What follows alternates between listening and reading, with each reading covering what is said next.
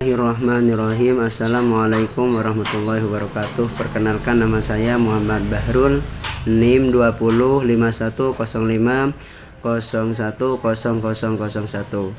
Saya dari kelas Perbankan Syariah 4. Jadi saya di sini akan menanggapi video dari Bapak Dr. Abdul Wadud Nafis LC MEI yang berjudul Ekonomi Tertutup dengan Kebijakan Pemerintah. Seperti yang sudah Bapak jelaskan mengenai pengertian ekonomi tiga sektor, yaitu ekonomi tiga sektor adalah perekonomian yang meliputi kegiatan dalam sektor perusahaan, rumah tangga, dan pemerintah.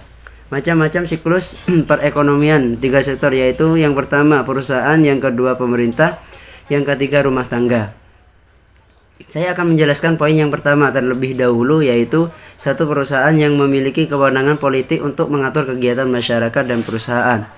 Yang kedua pemerintah yang terdiri atas sekumpulan perusahaan yang memproduksi barang dan jasa.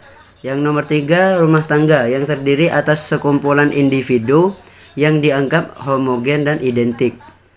Berikut campuran tangan pemerintah menimbulkan dua perubahan penting, yaitu yang pertama pungutan pajak yang dilakukan oleh pemerintah atau T, menambahkan pengeluaran agregat atau AE, industri dan rumah tangga. Yang kedua pajak kemungkinan pemerintah melakukan pembelanjaan, dan ini akan menaikkan pembelanjaan agregat.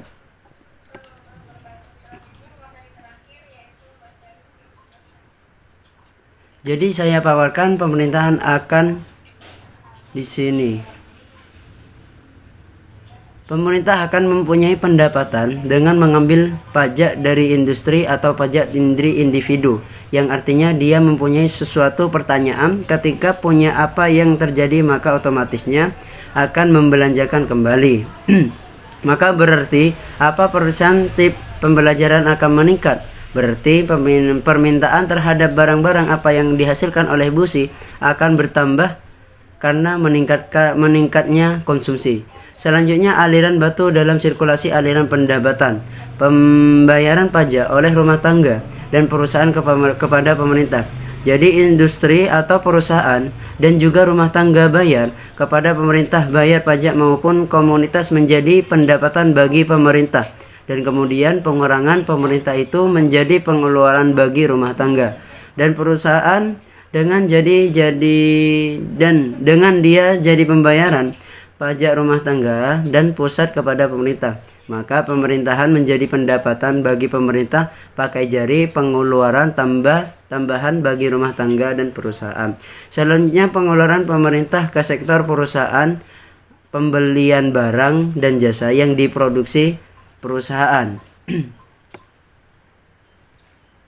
Kemudian aliran pendapatan dari sektor pemerintah ke rumah tangga dan industri, pembayaran atas penggunaan faktor-faktor produksi rumah tangga dan industri oleh pemerintah. Selanjutnya pajak langsung dan tidak langsung.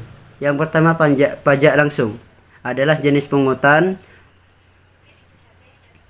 Pajak langsung adalah jenis pungutan pemerintah yang secara langsung dikumpulkan di pihak yang berwajib atau membayar pajak.